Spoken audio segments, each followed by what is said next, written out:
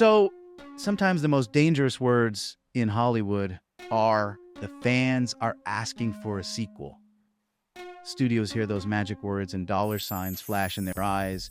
They see guaranteed box office gold, built-in audiences, and lots of easy money. But here is the brutal reality. Hollywood destroys way more magic than it ever creates. Speed 2, Cruise Control. When lightning refuses to strike twice. The original Speed was a masterpiece of high-concept action filmmaking. And the premise was brilliantly simple. A bus that couldn't slow down below 50 miles per hour or it would explode. Keanu Reeves played the determined cop trying to save everyone. Sandra Bullock was the civilian who became an unlikely hero. And Dennis Hopper delivered a career-defining performance as the unhinged villain. When it roared into theaters in 1994, it earned $357 million worldwide and became an instant classic.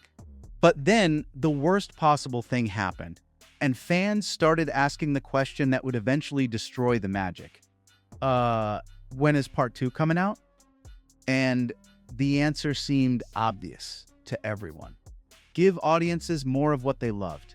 More Keanu, more Sandra, more buses, more explosions, more heart-pounding action that keeps you on the edge of your seat for 2 hours straight. But when the studio started developing Speed 2, they hit their first major obstacle. Keanu Reeves didn't want to return. This wasn't about money or scheduling conflicts. Reeves had serious concerns about whether a sequel could live up to the original. He worried that trying to recapture lightning in a bottle might fall short of what made the first film special. And you know what? This was the first major red flag that everyone ignored.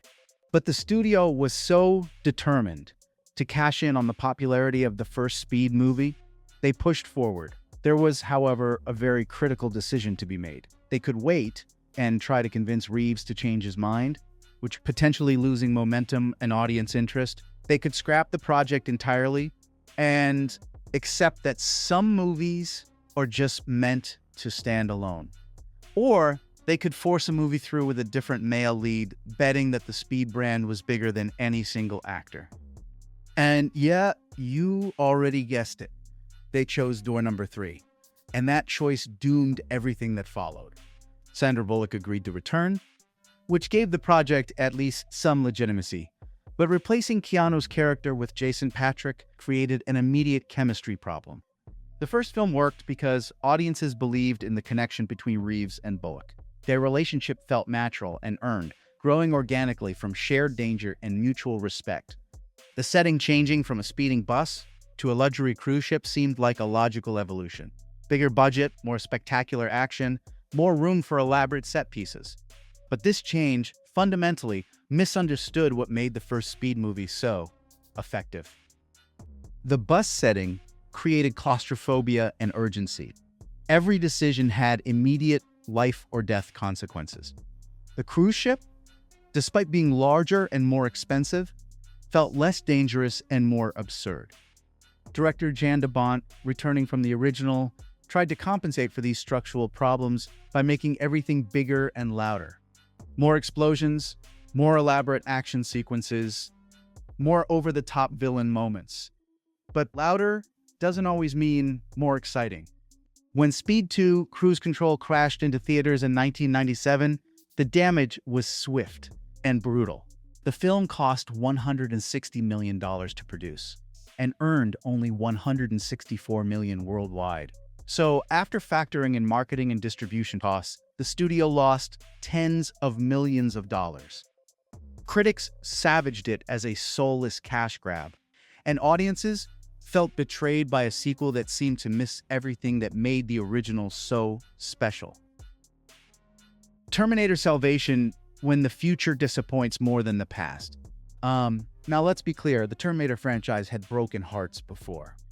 After James Cameron's masterful first 2 films established the template for perfect science fiction action, Terminator 3: Rise of the Machines had arrived in 2003 and left audiences feeling betrayed. I mean, the third film wasn't terrible, but it felt unnecessary. A movie that only existed to make money and not to tell a story that needed to be told. By 2009, fans were desperate for redemption. They wanted the Terminator series to return to its roots of intelligent science fiction, terrifying robots, and genuine emotional stakes. They had spent years imagining what the future war between humans and machines would look like.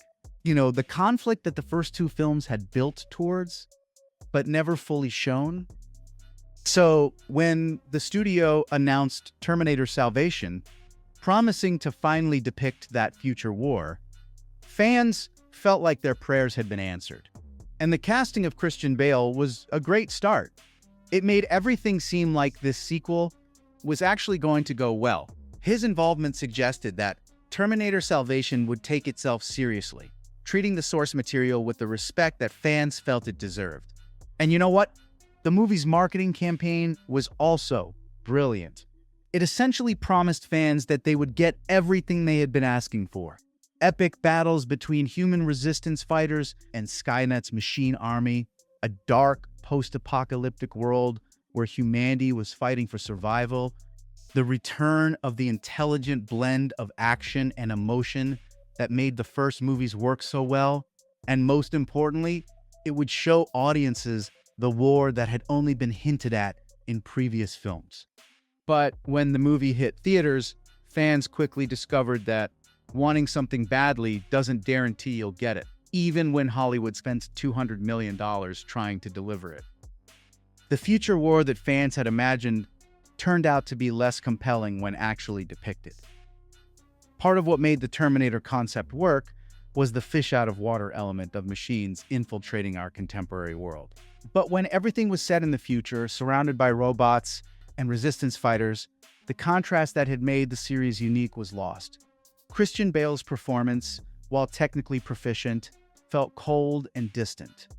His interpretation of John Connor was so grim and humorless that it was hard for audiences to connect with him emotionally. The character, who was supposed to be humanity's savior, came across as just another angry soldier. And without a relatable human center, all the spectacular action sequences felt hollow and meaningless. The film also made the mistake of trying to complicate the Terminator mythology with new types of machines and convoluted plot twists involving characters who might or might not be robots themselves. The simplicity of the original concept, robots from the future trying to delete the leader of the human resistance in the past before he could ever become a threat, got buried under layers of unnecessary complexity. Perhaps most disappointingly, Arnold Schwarzenegger's absence was deeply felt throughout the film. When he finally appeared, it was only as a computer-generated approximation that felt artificial and unsatisfying. There was no heart, there was no humor. Instead, we got wall-to-wall grimness that missed the whole point of what made Terminator work in the first place. The best Terminator movies knew how to mix their dark stuff with real human moments. And this one forgot that completely. Terminator Salvation burned through $200 million to make and pulled in $371 million worldwide. Sure, that sounds decent on paper, but for a sequel everyone was dying to see, it was a major letdown. After you factor in marketing costs and theater cuts, the movie barely made its money back. And that was it. Salvation broke the fan base so thoroughly that nobody has asked for a Terminator sequel since. Yet, Hollywood keeps cranking them out anyway. Dark Fate, Genesis, and whatever's next. Like a machine that can't be bargained with, can't be reasoned with, and absolutely will not stop making Terminator sequels that nobody asked for.